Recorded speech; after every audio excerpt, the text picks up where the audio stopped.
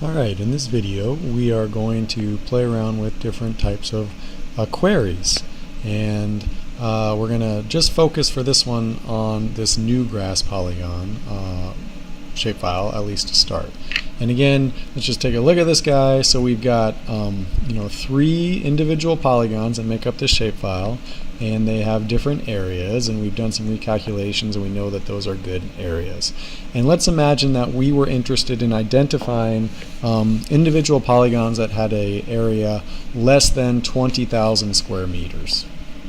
Okay, and we can also imagine that perhaps instead of 3 shapefiles or polygons, we had 300 or 3,000. So it's not quite as trivial as if it just has 3 of these individual guys. There's different ways to do this, but one way is to use this selection tool up here, and we can select by attributes.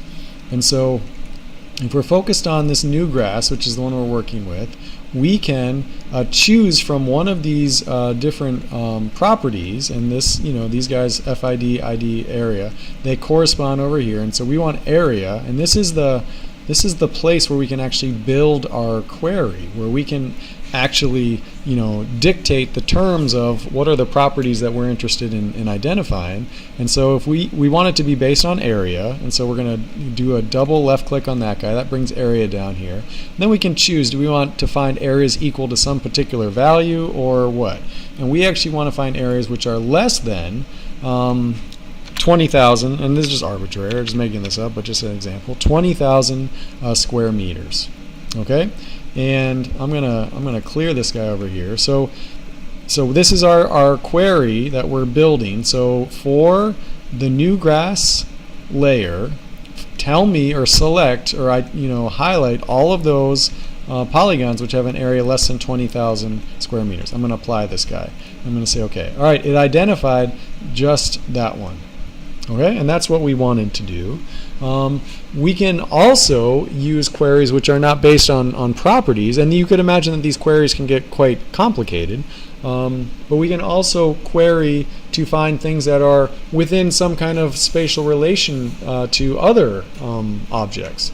And so again, if we want to try that, we can do select by location this time. And so select by location, select features from one or more target layers based on their location in relation to the features in the source layer. Okay, so our target layer will still be this new grass, and I'm going to make sure that none of these guys are highlighted at this point. And the target layer we want to use is the runway. And again, the runway is this sort of center line here. And we have different options we can choose here that intersect the runway, that contain the source layer.